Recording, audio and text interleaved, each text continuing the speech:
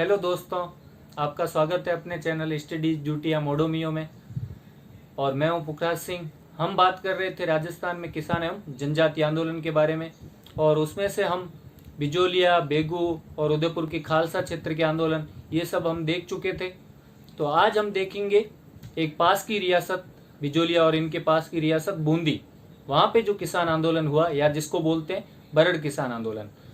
तो इसके बारे में एक चीज पहले से ही मैं बता देता हूँ कि कुछ चीजें सीक्वेंस में चलेगी। जैसे 1920 में स्टार्ट हुआ, फिर 1922, फिर 1923 में एक हत्याकांड होता है, डाबी हत्याकांड।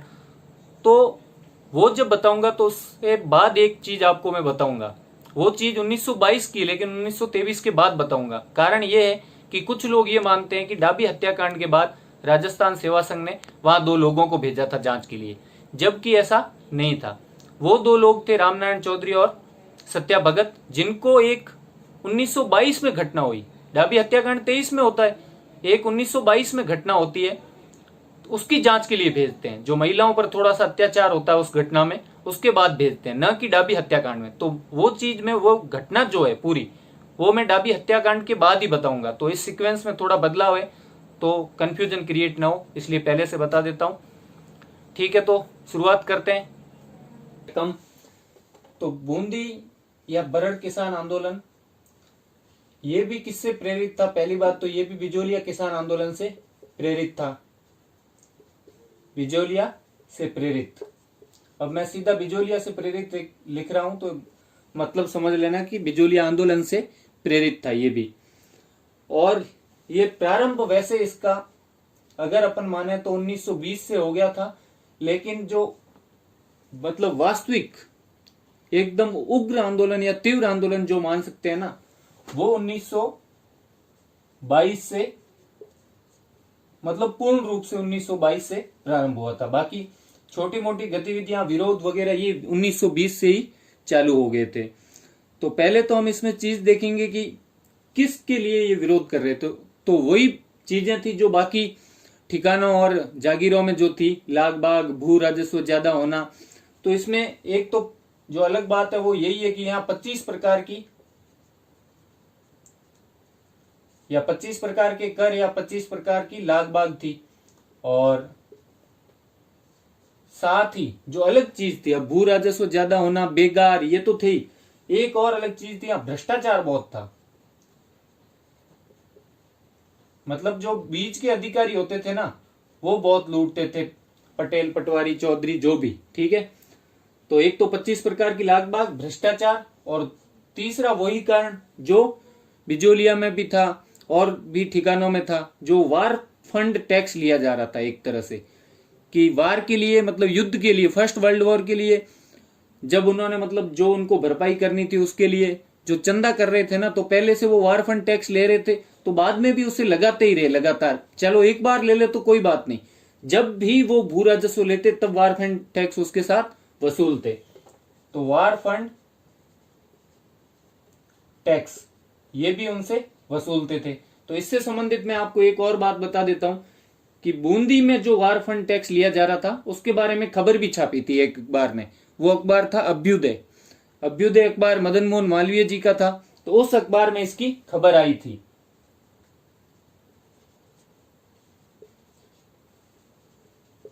और ये लिखा था कि कितना टैक्स लिया जाता है, तो 1 रुपया पर, मतलब 1 आना टैक्स, प्रति 1 रुपया पर 1 आना, इतना टैक्स हर बार के जो भू राजस्व लेते उस पर इतना और टैक्स वसूलते। जब भी भू राजस्व लेते तो जितना, आप जैसे भू राजस्व 1 रुपया हुआ ना, तो उसके ऊपर 1 आना वो वार फंड टैक्स वसूल लेते। तो ये मेनली जो कारण थे वो यही थे। बाकी भू राजस्व और बाकी बेगार वाली चीजें और दूसरी वो तो सेम ही थी, जो अलग थी वो ये थी। तो 1920 में जो साधु सीताराम दास, जो कहां के थे, बिजोलिया किसान आंदोलन की शुरुआत भी एक तरह से उन्होंने ही करवाई थी। तो 1920 में वो यहाँ पे आते हैं बूंदी। तो एक इंटरेस्टिंग बात यह है कि जो ये साधु सीताराम दास जो थे, ये बहुत मतलब विद्वान आदमी थे, साहित्यिक आदमी थे। ये मैंने आपको बताया भी था बिजोलिया में। लेकिन विद्वान भी बहुत थे और बहुत जगह पढ़े हुए थे। यहाँ जो आसपास के इलाके हैं, इन्होंने कोई भी एक तरह से, जैसे कोई बच्चा होता है ना हर बार स्कूल चेंज करता है, वैसे ये हरिद्वार, वाराणसी, उधर भी गए संस्कृत सीखने, ज्योतिष वगैरह सब कुछ। तो बहुत ज्यादा इंटेलिजेंट आदमी थे। और जब ये बिजोलिया आए थे ना, तो उन्होंने एक मित्र मंडल भी स्थापित किया था। ये मैंने उसमें बताया नहीं था क्योंकि इतना इंपॉर्टेंट नहीं है, कई लोग मतलब कहीं पढ़ते भी नहीं है, लेकिन इन्होंने स्थापित। लेकिन ये गुर्जरों वाला सेकंड चरण पढ़ना स्टार्ट करें उससे पहले अपन बूंदी की कुछ चीजें देख लेते हैं कि बूंदी आंदोलन में क्या क्या हुआ था। लास्ट में रिजल्ट तो आपको पता ही है कि 27 में जब राजस्थान सेवा संघ ही समाप्त हो जाता है, तो फिर उससे पहले ही जो यहाँ की रियासत होती है, जो बूंदी रियासत, वो उनको थोड़ी सी राहत दे भी देती है किसानों को, और कुछ मांगे उनकी स्वीकार भी कर लेती है थोड़ा बहुत। क्योंकि जो ये डाबी हत्याकांड होता है ना, इसको मैंने बताया था कि राजस्थान सेवा संघ के 2 लोग गए हुए थे यहाँ, रामनारायण चौधरी और सत्या भगत। ये पूरी तरह से खूब फैलाते हैं, खूब प्रसारित करते हैं, अखबारों में छपवाते हैं, इसलिए उनको कुछ मांगे स्वीकार करनी पड़ती है। तो अंत में कुछ मांगे स्वीकार हो जाती है और जो रियासत है वो राजस्थान सेवा संघ के सदस्यों का प्रवेश बूंदी में निषेध कर देती है। तो क्या क्या चीजें होती है कि राजस्थान सेवा संघ द्वारा डाबी हत्याकांड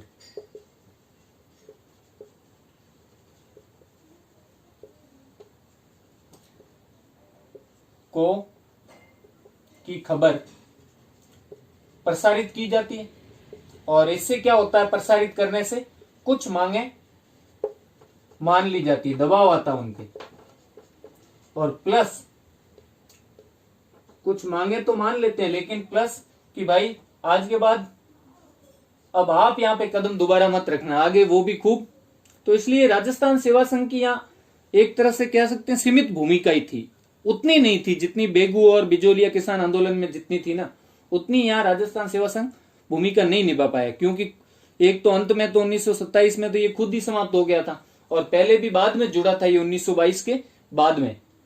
पहले तो किसान खुद ही जो थे वो ही विरोध कर रहे थे, और साधु सीताराम दास ने जो थी वो एक तरह से शुरुआत की थी, मान लो।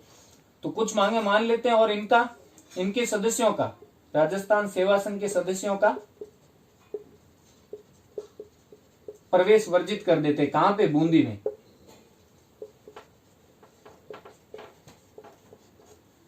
कि भाई आज के बाद आप यहां पे मत दिखना, नहीं तो अच्छा नहीं रहेगा, ऐसा बोल देते हैं उनको। और दूसरी बात कि इस आंदोलन में हुआ क्या क्या था, तो ये तो लास्ट में मांगे मान ली ये वगैरह बताया, लेकिन हुआ क्या था? तो विरोध तो हुआ था, विरोध में कुछ चीजें की गई थी जो बाकी आंदोलनों में भी की गई थी, कि जो ठिकाने थे वहां पे, तो ठिकानों का भाई बहिष्कार किया गया, उनकी आज्ञाओं आदेशों का। वहां की जो पुलिस कोर्ट थे उनका बहिष्कार किया गया, कि भाई अपन अपना मामला जो पंचायत बनाई है उसी के थ्रू निपटाएंगे। पहले तो सामाजिक मामले निपटाते थे, अब आर्थिक मामले भी जो है वो इसी के थ्रू निपटाएंगे, और दूसरे विवाद भी किसान पंचायती निपटाएगी। तो बहिष्कार तो दूसरे जगह पे भी हुआ ही था। फिर भी देख लेते हैं कि 2 तरह की चीजें हुई इस आंदोलन में। एक तो सामाजिक सुधार भी हुए साथ साथ में, जो बिजोलिया में भी हुए थे, क्योंकि पथिक जी जब छूट के दोबारा आए तब किसान उनसे जब मिलने गए थे तो उन्हें कुछ प्रतिज्ञाएं करवाई थी, भाई शराब नहीं पीनी, 1 लड़की आगे 3 लड़की को पढ़ाएगी। तो उसी तरह के सामाजिक सुधार यहां भी हुए, और विरोध स्वरूप किए गए कार्य। ये 2 भागों में बांट सकते हैं। तो ये तो एक तरह से किसानों की आर्थिक स्थिति से संबंधित थे, और ये थे सामाजिक सुधार। तो सामाजिक सुधार क्या क्या हुए? जैसे शराब बंदी कर दी कि भाई शराब नहीं पीनी है, विदेशी चीजों का बहिष्कार करो, विदेशी वस्तुओं का बहिष्कार,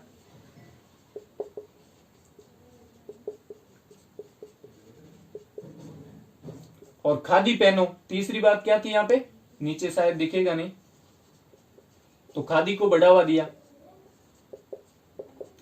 तो ऐसे ही कुछ सामाजिक सुधार हुए, और शिक्षा पर जोर। तो ये सामाजिक सुधार इसमें हुए थे इस आंदोलन में। अब विरोध स्वरूप क्या क्या कार्य हुए, तो लगान नहीं देंगे, और वहां पे जो जंगल थे, वन जो थे, उसमें कोई चीज अगर लेनी पड़ती तो उसके लिए कर देना पड़ता था, तो वो कर नहीं देंगे। तो मैं ये मिटा के यहाँ पे लिख देता हूँ विरोध स्वरूप जो कार्य हुए। तो पहली चीज तो हर जगह जो होती थी कि भू राजस्व जो है, लगान जो है, वो हम नहीं देंगे, क्योंकि बढ़ा रखा था, भ्रष्टाचार बहुत था। और जो जंगल की चीजों पे, वनों की चीजों को लेने के लिए लकड़ियां वगैरह उन पे जो कर लगता था ना, जैसे अपने बोलते भी आज तक कई लोग बोलते हैं जंगलात। अब सिरोही में वन विभाग को क्या बोलते हैं, ये जंगलात का आदमी है। जंगलात मतलब वन विभाग। तो जंगलात कर जो है वो नहीं देंगे हम।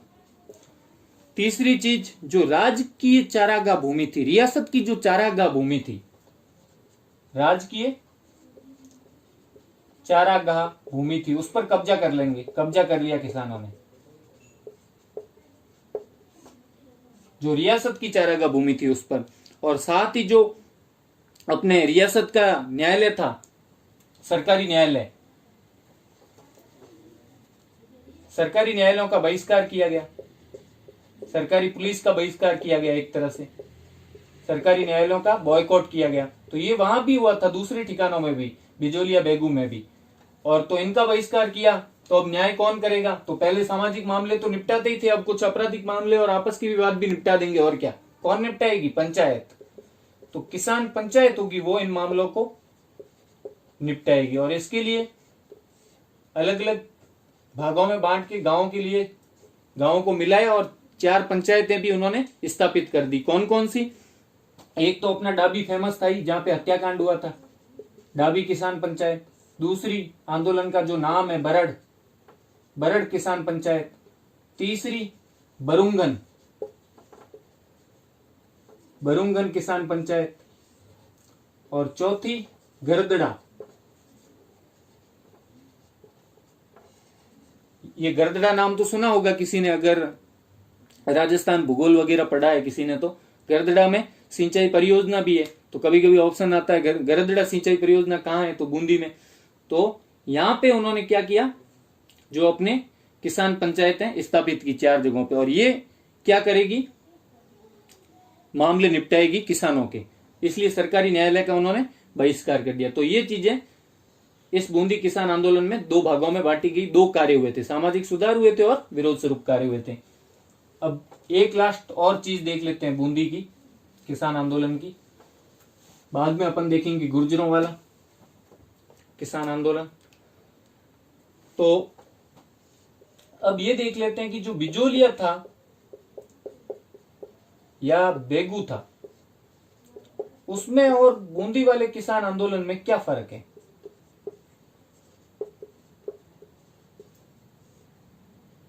तो पहला और इंपॉर्टेंट फर्क तो एक यही है कि यहां महिलाओं की भागीदारी नगण्य थी, बिल्कुल महिलाओं की भागीदारी नहीं थी एक तरह से, जबकि यहां पे सक्रिय भूमिका थी, महिलाओं की भागीदारी थी और बहुत ज्यादा थी। इसीलिए तो बार बार ये वर्ड आ रहा था कि औरतों के साथ अभद्रता, औरतों के साथ ये, औरतों के साथ वो, सारे वर्ड औरतों का बार बार मैं इसीलिए बोल रहा था। तो महिलाओं की भागीदारी बिजोलिया बेगू में नहीं थी। दूसरी बात कि यहाँ की जो जनता जो कर रही थी ना आंदोलन, वो ठिकाने के विरुद्ध कर रही थी, ठिकाना मान नहीं रहा था। जो सामंत था वो नहीं मान रहा था ठिकाने के विरुद्ध, क्योंकि अपन ने बिजोलिया में देखा भी था कि रियासत, एक बार ने रियासत समझौता कर भी लिया, लेकिन ठिकाना उसे लागू ही नहीं कर रहा था। ठिकानेदार मान ही नहीं रहा था, अरे भाई तुम वहां से करवा के आए तो आए, यहाँ तो मैं बैठा हूं ना, मेरी मर्जी चलेगी, समझौता कराए तो क्या हुआ, लागू तो मेरे हाथ में है ना। इसीलिए तो उन्होंने द्वितीय चरण का जो अंतिम समझौता था एजीजी हॉलैंड के नेतृत्व में हुआ, वो उन्होंने लागू नहीं किया, तभी तो तृतीय चरण स्टार्ट हुआ था बिजोलिया का। तो ये ठिकाने के विरुद्ध था, जबकि ये किसके विरुद्ध था बूंदी? ये रियासत या राज्य के विरुद्ध था, राज्य की या रियासत की नीति उनके राज्य के कर्मचारियों के विरुद्ध था, एक तरह से राज्य प्रशासन के विरुद्ध। तो दूसरा ये हो गया। तीसरा कि इसमें जो बिजोलिया में जो था वो क्या था, भू राजस्व को लेकर लाग बाग थी 84 प्रकार की, लाटा कुंता ये सब था ही, लेकिन भू राजस्व और लागों को लेकर ज्यादा प्रॉब्लम थी कि कोई न कोई नई लाग लगा देता, तलवार बंदाई चंवरी ये वो, तो उस वजह से था। जबकि वहां पे बूंदी में मैंने आपको बताया था भ्रष्टाचार के कारण लोग ज्यादा परेशान थे और बेगार, तो यहां बेगार प्लस भ्रष्टाचार, मेनली भ्रष्टाचार के कारण लोग आंदोलन कर रहे थे। भू राजस्व वगैरह तो वो एक बार देने के लिए तैयार भी थे, लेकिन भू राजस्व में भी भ्रष्टाचार होता था, लोग एक्स्ट्रा बीच बीच में लेते थे। लेकिन यहाँ पे किसके लिए था? भू राजस्व और लाग बाग या लागों के कारण, ठीक है, जबकि वहां बेगार और भ्रष्टाचार के कारण। अगली बात चौथी कि यहाँ जो नेतृत्व था बिजोलिया और यहाँ पे भले ही नेतृत्व में एक रूपता न रही, पहले साधु सीताराम दास, फिर पथिक जी हट गए, तो फिर पथिक जी के साथ माणिक्यलाल वर्मा भी थे, और फिर हट गए तो जमनालाल बजाज, हरिबाबू उपाध्याय, मतलब नेतृत्व चेंज हुआ, लेकिन बड़े बड़े लोगों का नेतृत्व रहा। तो नेतृत्व एक तरह से यहाँ पे मान सकते हैं मजबूत था, कुछ भी कहो, काफी समझौते करवाए थे उन्होंने, लागू भले न किए हो। यहाँ पे जो नेतृत्व था वो पंडित नैनूराम शर्मा इनके नेतृत्व में था वैसे, लेकिन इतना मजबूत नहीं रहा, क्योंकि उनको गिरफ्तार कर लिया गया था बाद में। पंडित नैनूराम जो शर्मा थे, इनको गिरफ्तार कर लिया गया, और मई 1923 में इनको सजा सुना दी गई थी। कितने वर्ष की? 4 वर्ष की, और साथ में प्लस बोला यहां बूंदी में मत दिखना, मतलब बूंदी में प्रवेश वर्जित कर दिया था, प्रवेश वर्जित। तो 4 साल की इनको सजा हुई थी बूंदी के नेतृत्वकर्ता को मई 1923 में, और साथ में बूंदी में प्रवेश निषिद्ध कर दिया था इनका। तो ये भी अपने एक पॉइंट और देख लिया। तो यहाँ नेतृत्व क्या था? अब इनको गिरफ्तार ही कर लिया 1923 में ही, जब आप देख रहे हो, जब तो फिर आंदोलन कैसे चलेगा? 20 में तो धीमा धीमा स्टार्ट हुआ, 22 में ढंग से स्टार्ट हुआ, 23 में इनको गिरफ्तार कर लिया और डबी हत्याकांड भी हो गया। तो नेतृत्व यहाँ पे इतना तगड़ा नहीं था, तुलनात्मक रूप से कमजोर था, ये बोल सकते हैं। मजबूत मतलब कमजोर नहीं, तो तुलनात्मक रूप से कमजोर था इनकी तुलना में। यहाँ बड़े बड़े जो अपने गांव में बोलते हैं ना, खपीड़ नेता थे।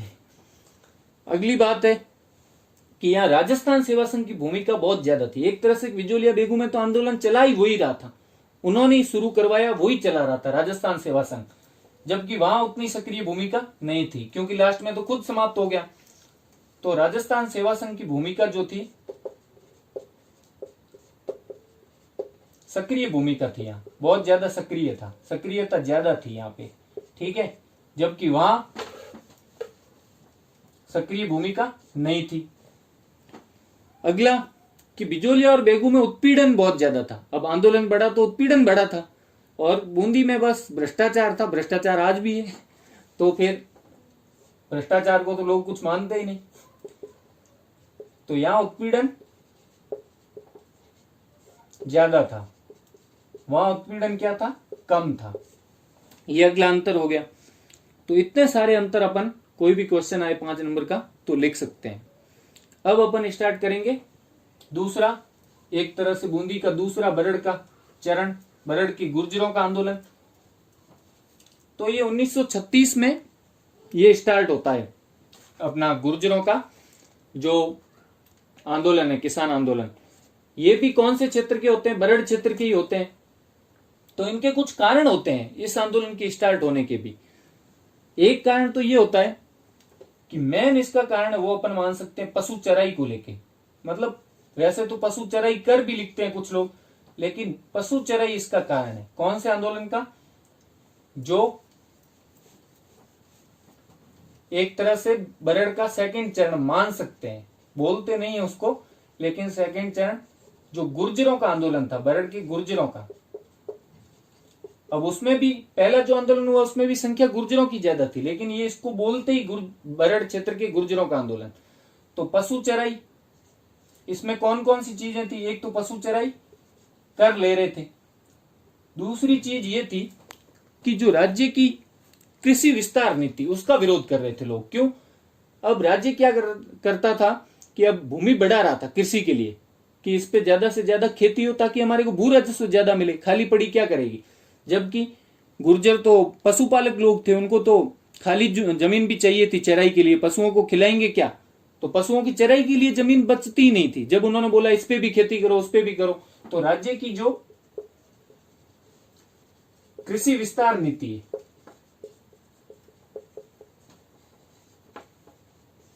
उससे क्या था कि पशु चराई के लिए भूमि नहीं बचती थी। पशु चराई हेतु भूमि कम पड़ रही थी, क्योंकि सारी भूमि को वो कृषि योग्य बनाना चाह रहे थे।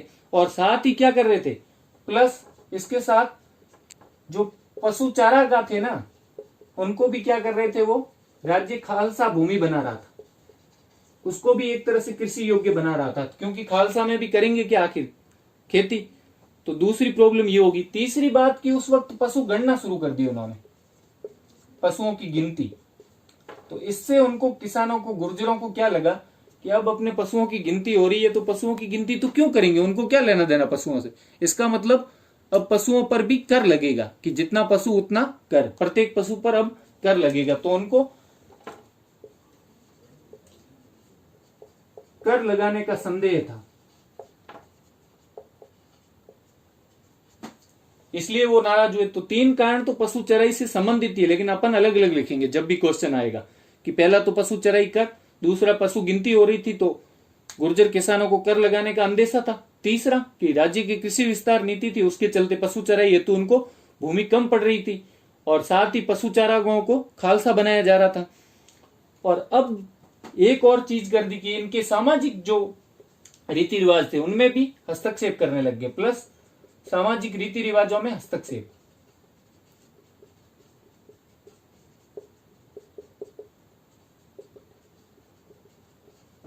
क्योंकि जब इन्होंने ये सब चीजें होनी स्टार्ट हुई तो इन्होंने मतलब आंदोलन शुरू किया, गुर्जरों ने थोड़ा बहुत विरोध शुरू किया।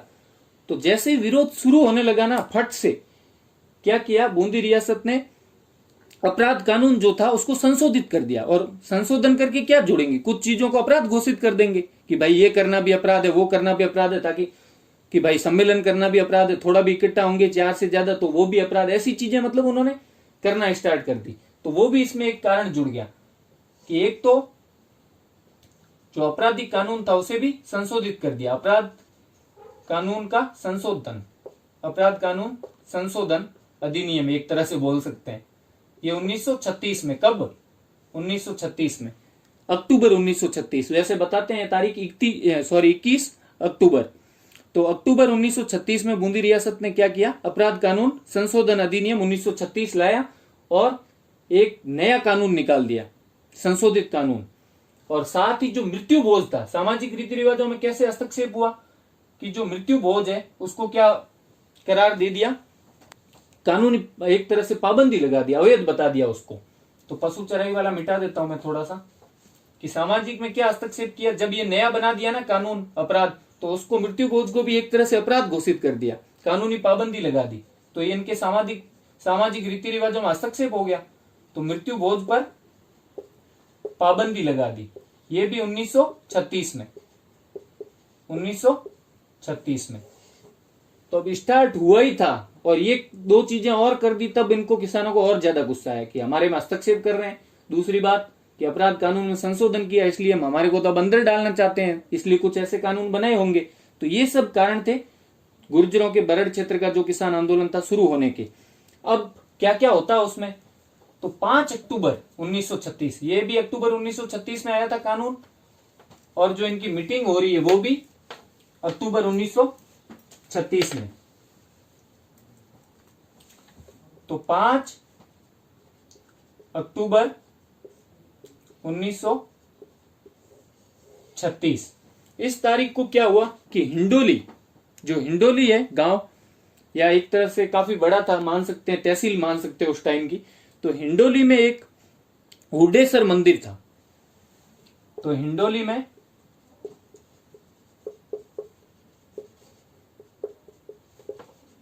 हुडेश्वर मंदिर, अब इसका रियल नाम तो पता नहीं क्या, मेरे को तो यही लग रहा है हुडेश्वर या हुडेश्वर, ड या ड, हुडेश्वर महादेव मंदिर, स्वर लगता है तब लगभग महादेव मंदिर ही होता है ना। तो हुडेश्वर महादेव मंदिर, यहां पे उन्होंने एक सभा की, और उसमें गुर्जर भी थे, और साथ में एक बात और थी कि मीणा लोग भी थे, क्योंकि वो भी एक तरह से पशुपालक और खेती करते थे। तो 90 गांव के यहाँ कम से कम 500 लोग शामिल हुए, 90 गांव के 500 लोग यहाँ पे इकट्ठे थे। कौन कौन थे, गुर्जर, और ज्यादातर तो गुर्जर ही थे, कुछ मीणा भी थे, ये लोग यहाँ पे शामिल थे। और इन्होंने एक मांग पत्र तैयार किया, भाई पशु चराई कर जो है उसे हटाओ, ये गिनती विनती क्या हो रही है, हमारी समझ से बाहर है, इसको बंद करो, और ये जो चारागाह है इसको खालसा कर रहे हो ये भी बंद करो, ऐसा एक मांग पत्र तैयार किया। तो यहाँ पे क्या करते हैं, वो एक मांग पत्र तैयार करते हैं।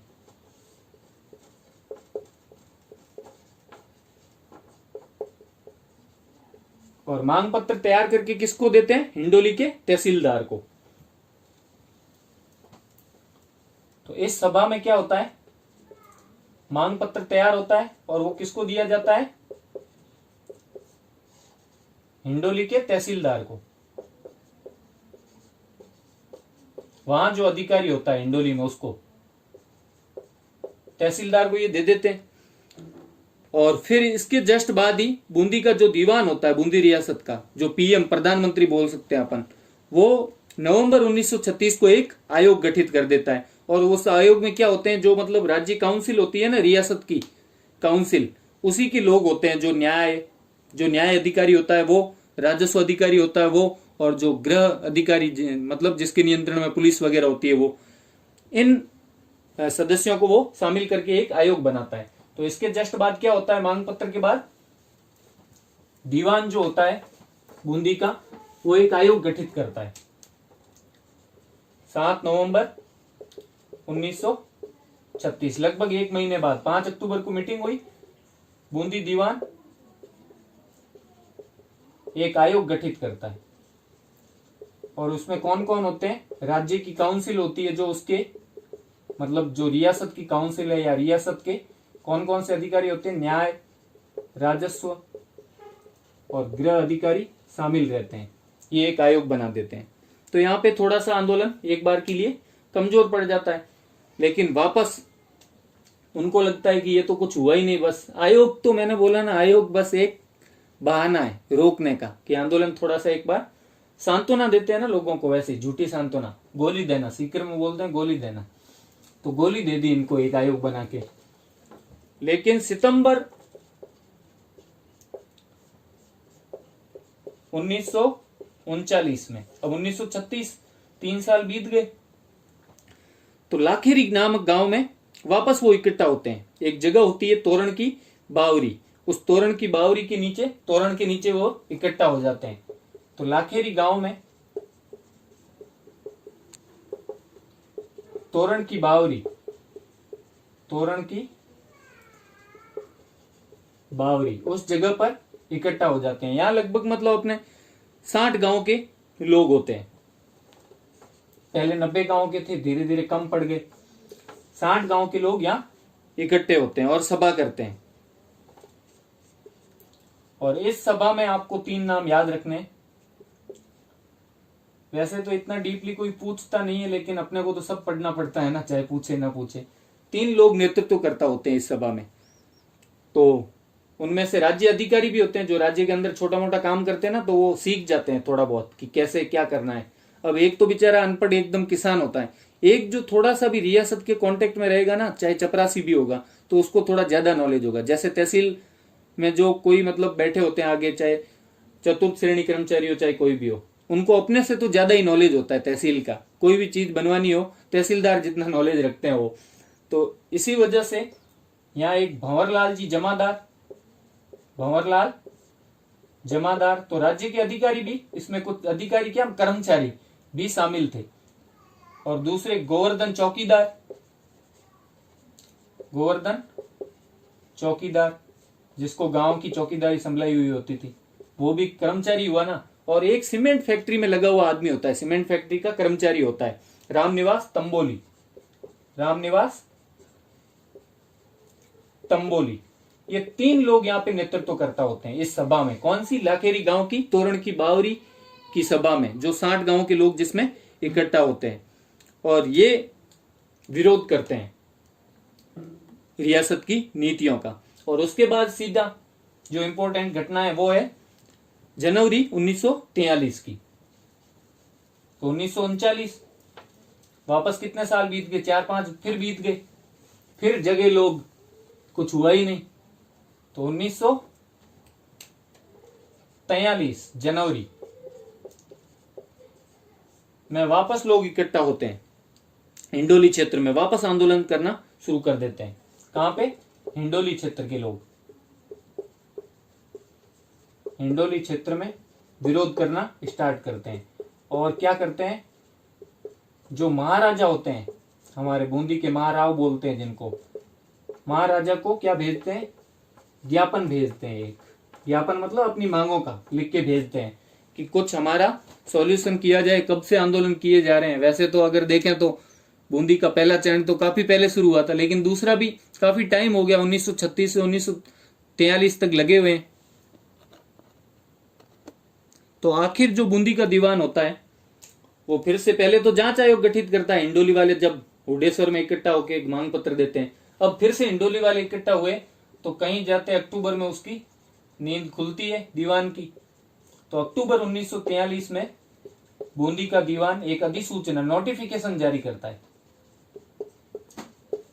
फिर से गोली देने लग गया। तो बूंदी का दीवान क्या करता है, एक अधिसूचना जारी करता है।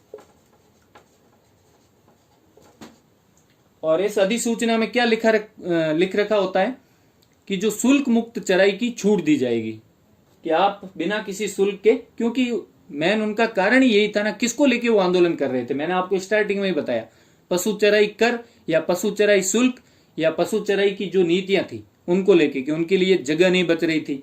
तो पशु चराई, ये आपको जरूर याद रखना है। ऐसा क्वेश्चन पूछ सकते हैं, क्योंकि सिंपली ये तो सबको पता रहता है, तो पूछ भी सकते हैं। कई लोग इस आंदोलन को पढ़ते भी नहीं है।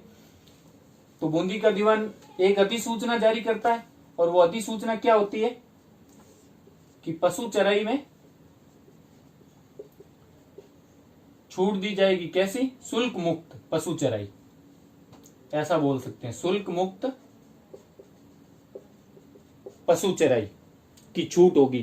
किसको, कितने अनुपात में छूट होगी? जितना किसानों का जोत है। अब किसी का जोत ज्यादा है तो वहां ऐसी सोच थी कि भाई उनके पास पशु ज्यादा होंगे, तो शुल्क मुक्त पशु चराई की छूट होगी, मतलब शुल्क नहीं लगेगा। लेकिन ऐसा नहीं है कि मतलब कहीं भी कितने भी टाइम चराए, जोत के अनुपात में, जो किसान के पास उसकी जोत है उसके अनुपात में, किसान की जोत के अनुपात में। ऐसा नोटिफिकेशन वो एक अधिसूचना जारी कर देता है कि किसान की जोत के अनुपात में उसको शुल्क मुक्त पशु चराई की छूट रहेगी। भाई जितनी जिसकी जोत है, जितनी जिसकी क्षमता है, जितनी जिसकी औकात है, उसके हिसाब से उसको छूट मिलेगी। तो इस तरह धीरे धीरे जब छूट मिल जाती है, कब मिली है? अक्टूबर 1943 में, मतलब 44 तो लग ही गया है। और धीरे धीरे 1945 के अंत तक, 1945 के अंत तक। तो कई लोग कंफ्यूजन न पैदा करें, क्योंकि बहुत सारे लोग इसी में अटके रहते हैं कि ये आंदोलन तो इतने से इतने तक चला, इसका चरण पहला कोई तो बता रहा है इतने तक था, सन में अटके रहते हैं। तो सन में ज्यादा नहीं अटकना है, 1945 के अंत तक। तो कुछ लोग इसको 1946 में लिख देते हैं। कोई इक्का दुक्का किसान बेचारा जगह होगा 1946 में, अरे तुमने आंदोलन कर दिया, अरे यार मैं तो शामिल ही नहीं था, मैं भी थोड़ा कुछ करके आता हूँ। तो हो सकता है 46 की जनवरी में उसने भी हल्ला बोल दिया हो। तो 1945 के अंत तक ये आंदोलन चला और फिर समाप्त हो जाता है।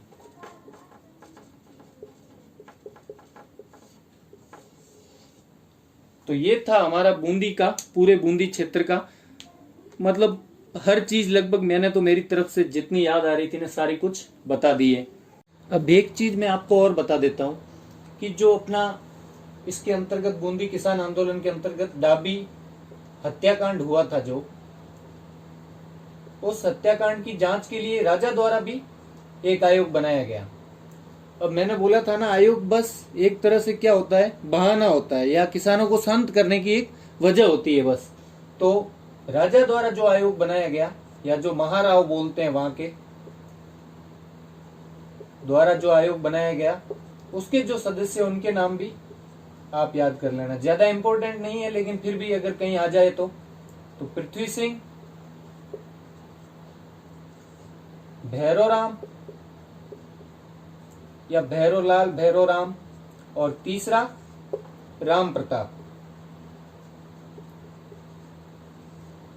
ये तीन लोग थे, लेकिन आपको पता ही है इनके द्वारा बनाए गए आयोगों का कुछ होता नहीं है, तो इसके द्वारा भी कुछ खास नहीं किया गया। और दूसरी बात आपको थोड़ी सी ऐसी जानकारी के लिए बता देता हूं कि बूंदी में किसका शासन था।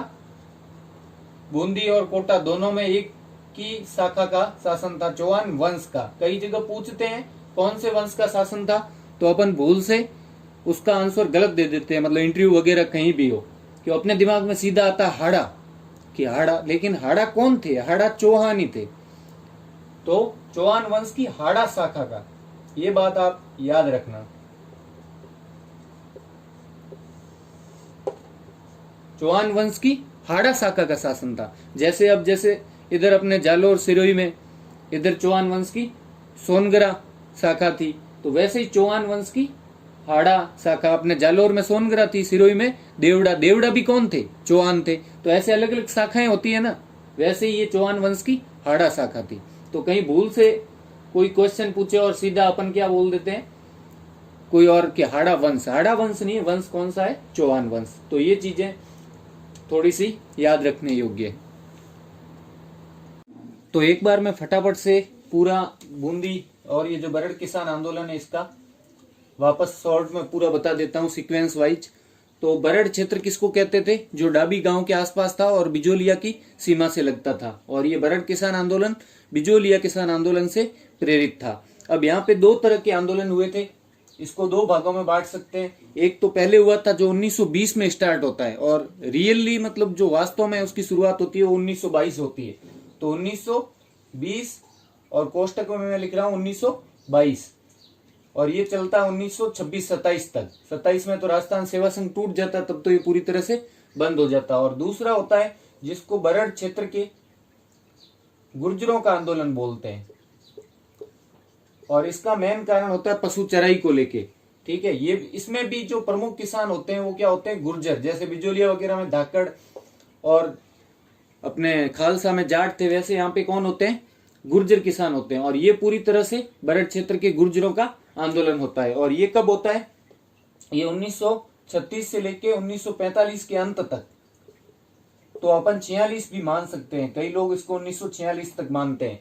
ठीक है, अब इसको देख लेते हैं कि इसमें क्या हुआ था। तो ये स्टार्ट होता है किस वजह से? एक तो मेनली भ्रष्टाचार, और दूसरा होता है इसमें 25 प्रकार की लाग। बाकी तो सभी सेम होते हैं जो बिजोलिया वगैरह में थे, भू राजस्व वगैरह। ठीक है, और ये रियासत के विरुद्ध होता है, जबकि बिजोलिया बेगू जागीर के विरुद्ध थे।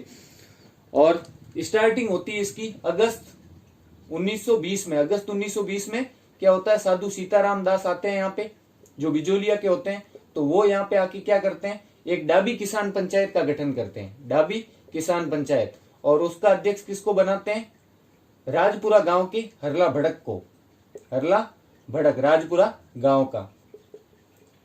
ये मैं फटाफट बता रहा हूं तो बोलूंगा ज्यादा, लिखूंगा कम। तो बाद में 1922, यहाँ तो बस किसान पंचायत का गठन होता है, लेकिन रियली में 1922 में पंडित नैनूराम शर्मा, जो राजस्थान सेवा संघ के सदस्य होते हैं, वो नेतृत्वकर्ता बन जाते हैं। तो प्रमुख नेतृत्वकर्ता यही होते हैं, पंडित नैनूराम शर्मा। प्लस इनके साथ बिजोलिया निवासी जो भंवरलाल सोनी होते हैं वो भी होते हैं इनके सहयोगी, और नारायण सिंह भी होते हैं। और एक दो सभा में अपने हरिभाई किंकर ने भी भाग लिया था। तो 1922 में क्या होता है? 3 सभाएं होती है, 29 मई, 30 मई और 31 मई। तो 29, 30, 31 को कहां पे सभा होती है? 29 को तो होती है लंबाखो गांव में, 1001 लोग इकट्ठा होते हैं। 30 को होती है नीमाना गांव में, जहां भंवरजी सोनी भी होते हैं। ये 1922 की बात है। ये लंबाखो, और 30 मई को नीमाना गांव में,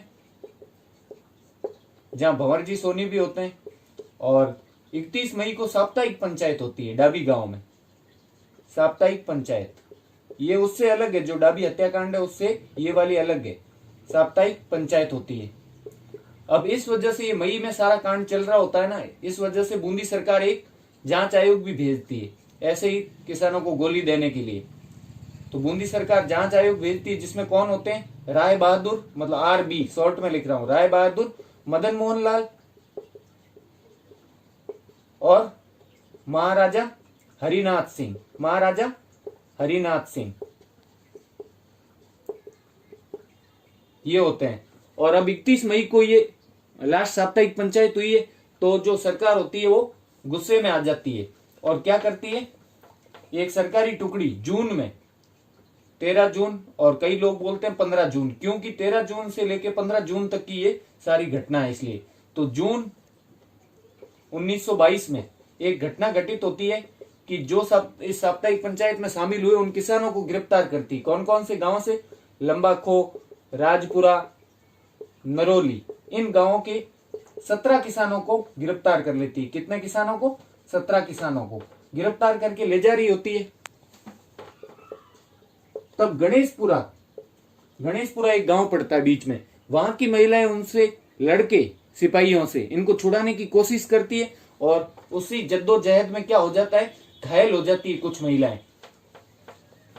तो ये 17 गिरफ्तार होते हैं। इनको कौन छुड़ाने की कोशिश करती है? गणेशपुरा की महिलाएं, और वो घायल हो जाती है। तो इस घटना के कारण, इस घटना की जांच के लिए, कौन सी? इस जून वाली गणेशपुरा की घटना के कारण राजस्थान सेवा संघ किसको भेजता है? 2 लोगों को भेजता है, रामनारायण चौधरी और सत्या भगत, इन दोनों को भेजती है। जिसमें से रामनारायण चौधरी एक पुस्तिका प्रकाशित करते हैं जिसका नाम होता है बूंदी राज्य में महिलाओं पर अत्याचार। बूंदी राज्य में महिलाओं पर अत्याचार, ये पुस्तिका प्रकाशित करवाते हैं।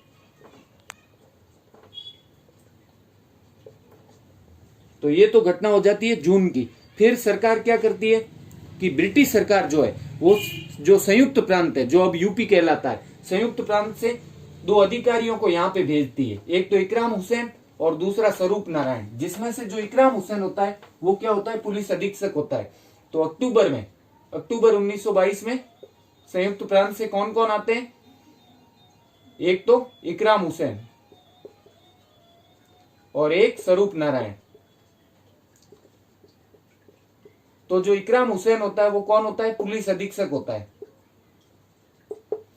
और नवंबर में ये क्या करते हैं? जो लोग किसानों का साथ देते हैं उनकी जमीनें जब्त करना स्टार्ट करते हैं। और इन लोगों का, अंग्रेजों का साथ कौन देता है? एक जागीरदार होता है बूंदी का, रणवीर सिंह, वो इनका साथ देता है। और ये सिलसिला आंदोलन का चल ही रहा होता है कि अचानक से एक दिन किसान मीटिंग रखते हैं, एक सभा रखते हैं डाबी गांव में। तो 2 अप्रैल 1923 में, 2 अप्रैल 1923 को डाबी गांव में एक सभा होती है जहां पंडित नैनूराम जी शर्मा और जो अपने भंवरलाल जी सोनी और नारायण सिंह जी और हरिभाई किंकर, ये सब वहां पे इकट्ठा हो रखे होते हैं। लेकिन तभी क्या करता है, इकराम हुसैन आता है और बिना चेतावनी के वहां पे फायरिंग करवा देता है। तो फायरिंग करवाता है और उस फायरिंग में 2 लोग शहीद हो जाते हैं, एक नानक जी भील और एक देवीलाल गुर्जर। और जब नानक जी भील शहीद होते हैं तब वो कौन सा गीत गा रहे होते हैं? झंडा गीत, जो किसने लिख रखा होता है, किसके द्वारा रचित होता है? पथिक जी द्वारा। और नानक जी भील तो खुद तो झंडा गीत गा रहे होते हैं, लेकिन इनकी शहादत पर माणिक्यलाल वर्मा एक गीत लिखते हैं। वो कौन सा होता है? अर्जी शीर्षक गीत। उस गीत की हेडिंग होती है अर्जी। तो इसके बाद इस घटना पर जो बूंदी सरकार होती है वो क्या करती है? एक आयोग भेजती है। वो भी एक तरह से झूठा आयोग ही होता है, कुछ नहीं करता है खास। तो बूंदी सरकार डाबी हत्याकांड पे, इसको डाबी हत्याकांड बोलते हैं, तो डाबी हत्याकांड की जांच के लिए एक आयोग भेजती है। उसमें कौन कौन होते हैं? पृथ्वी सिंह होता है और राम प्रताप और भैरोलाल, ये लोग होते हैं। तो ये तो बस लीपापोती करते हैं, कुछ खास करते नहीं है। और लेकिन जो यहाँ पे राजस्थान सेवा संघ के 2 लोग होते हैं, रामनारायण चौधरी और सत्या भगत, ये इस घटना को इतना प्रसारित करते हैं कि आखिर बूंदी सरकार को कुछ मांगे इनकी मान लेनी पड़ती है। लेकिन बूंदी सरकार राजस्थान सेवा संघ पर प्रतिबंध लगा देती है, उनके सदस्यों पर बूंदी में आने का, प्रवेश का प्रतिबंध लगा देती है। और 1927 में तो राजस्थान सेवा संघ के सदस्यों का आपसी मतभेद के कारण राजस्थान सेवा संघ ही समाप्त हो जाता है। और इस आंदोलन की खास बात क्या थी कि इसमें महिलाओं ने बढ़ चढ़ के भाग लिया। और कौन से किसान प्रमुख थे? गुर्जर किसान। अब दूसरा जो है 1936 से 45 वाला, ये मुख्यतः पशु चराई के कारण शुरू होता है। और पशु चराई में भी कौन कौन से कारण होते हैं? एक तो पशु चराई कर, एक तो कर लग रहा होता है, दूसरा पशुओं की गिनती हो रही होती है। तो उन्हें ऐसा डर होता है कि प्रत्येक पशु पर अब कर लगना शुरू हो जाएगा। मतलब पशुओं की संख्या पे भी कर लगेगा, चराई पर तो लग ही रहा है।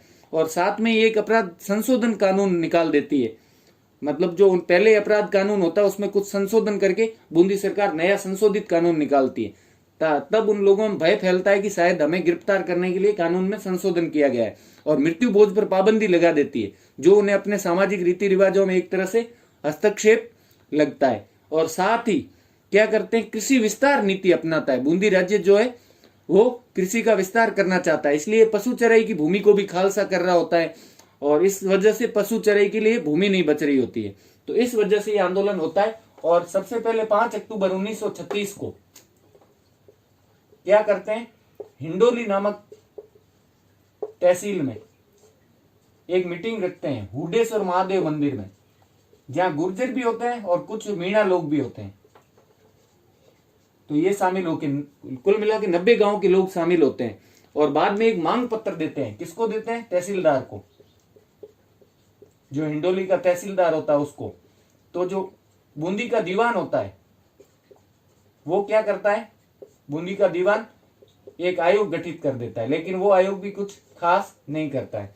और इसके बाद सीधी जो घटना होती है, ऐसे तो चलता रहता आंदोलन, लेकिन सितंबर 1939 में, सितंबर 1939 में इसमें लाखेरी नामक गांव, एक तोरण की बावरी जगह होती है, तोरण की बावरी, वहां पे मीटिंग होती है। और वहां पे भी 60 गांव के लोग इकट्ठे होते हैं। और यहाँ प्रमुख कौन कौन होते हैं, 3 लोग, जिसमें से राज्य कर्मचारी भी होते हैं और एक होता है सीमेंट फैक्ट्री में लगा हुआ। तो सीमेंट फैक्ट्री वाले होते हैं रामनिवास तंबोली, और जो बाकी 2 होते हैं भंवरलाल जी जमादार और गोवर्धन जी चौकीदार। ये इनके नेतृत्वकर्ता होते हैं। ठीक है, उसके बाद 1943 जनवरी 1943 में वापस हिंडोली में विरोध उत्पन्न होता है, और एक मांग पत्र देते हैं, किसको, ज्ञापन देते हैं एक महाराजा को। तो बूंदी जो दीवान है, वापस से बूंदी दीवान एक अधिसूचना जारी कर देता है। क्या अधिसूचना होती है कि जो किसान है उनको उनकी जोतों के अनुपात में, जितनी जिसके पास जोत है उसके अनुपात में उनको क्या मिलेगी, शुल्क मुक्त चराई की छूट, शुल्क मुक्त चराई की छूट। तो ये सारा अपना इसका बूंदी बरड़ किसान आंदोलन की पूरी डिटेल है। और लास्ट में 1945 के अंत तक ये समाप्त हो जाता है।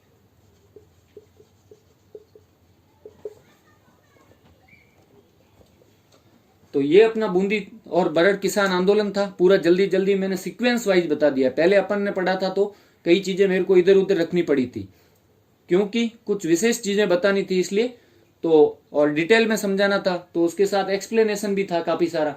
तो अब जिसको उतारना वो क्रमशः शॉर्ट नोट्स जो बनाने हैं वो इस तरह बना सकते हैं। तो अगर आपको मेरा ये वीडियो अच्छा लगा और मेरा पढ़ाना पसंद आया हो तो अपने इस वीडियो को लाइक करें और ज़्यादा से ज़्यादा अपने दोस्तों के साथ शेयर करें, और अपने चैनल स्टडीज ड्यूटी मोडो मियो को सब्सक्राइब जरूर करें। पढ़ते रहें। Thank you so much. Studies duty.